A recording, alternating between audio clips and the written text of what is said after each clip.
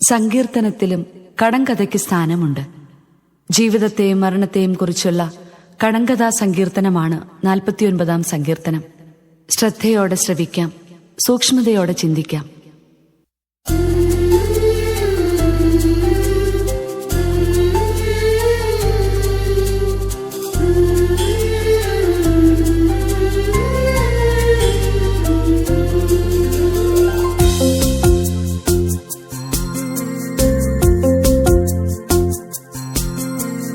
ജനതകളെ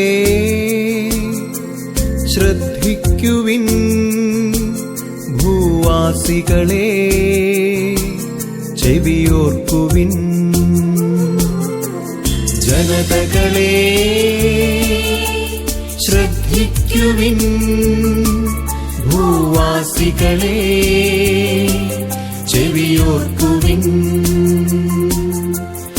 എളിയവരും ഉന്നതരും ധനികരും ദരിദ്രരും ഒന്നുപോലെ കേൾക്കട്ടെ, ഒന്നുപോലെ കേൾക്കട്ടെ.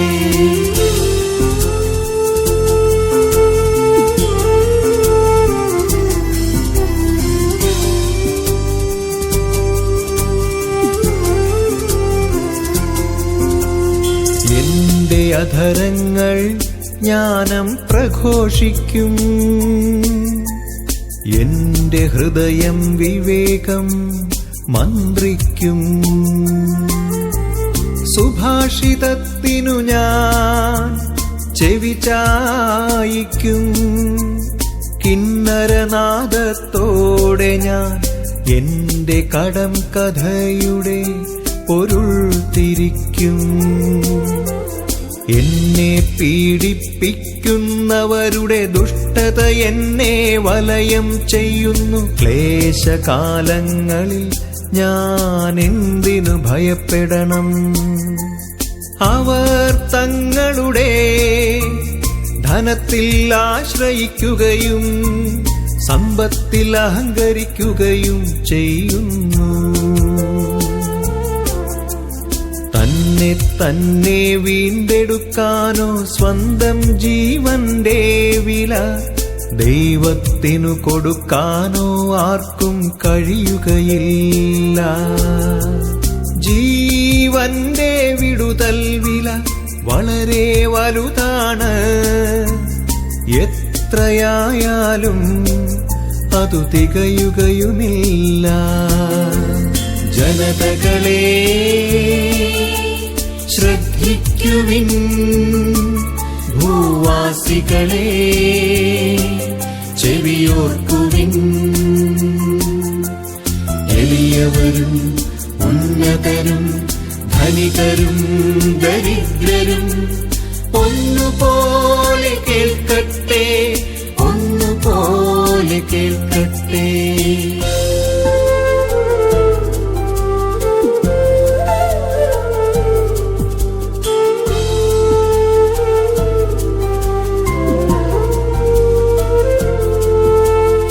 എന്നേക്കും ജീവിക്കാനോ പാതാളം കാണാതിരിക്കാനോ കഴിയുന്നതെങ്ങനെ?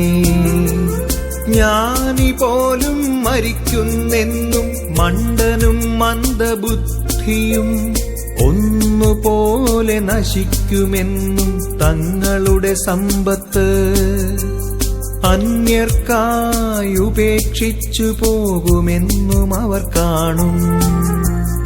ദേശങ്ങൾ സ്വന്തമെന്ന് അവകാശപ്പെട്ടെങ്കിലും ശവകുടീരങ്ങളായിരിക്കും അവരുടെ നിത്യവസതി.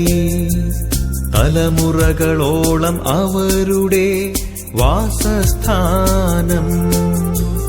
മനുഷ്യൻ തന്റെ പ്രതാപത്തിൽ നിലനിൽക്കുകയില്ല, മൃഗങ്ങളെ പോലെ അവനും നശിച്ചു പോകും. വിവേകമറ്റ ആത്മവിശ്വാസം പുലർത്തുന്നവരുടെ വിധിയും തങ്ങളുടെ സമ്പത്തിൽ ആനന്ദിക്കുന്നവരുടെ അവസാനവും ഇതുതന്നെ. ആടുകളെ പോലെ അവർ മരണത്തിനു വിധിക്കപ്പെട്ടവരാണ്. മൃത്യുവായിരിക്കും അവരുടെ ഇടയൻ. നേരെ ശവക്കുഴിയിലേക്കവർ താഴും. അവരുടെ രൂപമഴിഞ്ഞു പോകും. പാതാളമായിരിക്കും അവരുടെ പാർപ്പിടം. എന്നാൽ ദൈവമെന്റെ പ്രാണനെ പാതാളത്തിന്റെ പിടിയിൽ നിന്നു വീണ്ടെടുക്കും. അവിടുന്ന് എന്നെ സ്വീകരിക്കും. എന്നാൽ ദൈവമെന്റെ പ്രാണനെ പാതാളത്തിന്റെ പിടിയിൽ നിന്നു വീണ്ടെടുക്കും. അവിടുന്ന് എന്നെ സ്വീകരിക്കും. ജനതകളെ ശ്രദ്ധിക്കുവിൻ, ഭൂവാസികളെ ചെവിയോർക്കുവിൻ. എളിയവരും ഉന്നതരും ധനികരും ദരിദ്രരും ഒന്നുപോലെ കേൾക്കട്ടെ, ഒന്നുപോലെ കേൾക്കട്ടെ.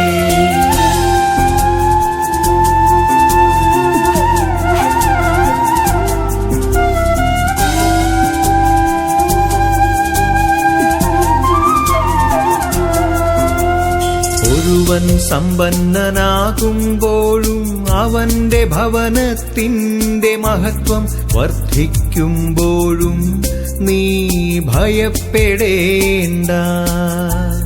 അവൻ മരിക്കുമ്പോഴൊന്നും കൂടെ കൊണ്ടുപോവുകയില്ല. അവന്റെ മഹത്വം അവനെ അനുഗമിക്കുകയില്ല. ജീവിതകാലത്തു സന്തുഷ്ടനെന്നു കരുതിയെങ്കിലും അവന്റെ ഐശ്വര്യം കണ്ട് ആളുകൾ അവനെ സ്തുതിച്ചെങ്കിലും അവൻ തന്റെ പിതാക്കന്മാരോടു ചേരും. ഇനിമേൽ അവൻ പ്രകാശം കാണുകയില്ല. മനുഷ്യൻ തന്റെ പ്രതാപത്തിൽ നിലനിൽക്കുകയില്ല. മൃഗങ്ങളെ പോലെ അവൻ നശിച്ചു പോകും. ജനതകളെ ശ്രദ്ധിക്കുവിൻ, ഭൂവാസികളെ ചെവിയോർക്കുവിൻ. എളിയവരും ഉന്നതരും ധനികരും ദരിദ്രരും ഒന്നുപോലെ കേൾക്കട്ടെ, ഒന്നുപോലെ കേൾക്കട്ടെ.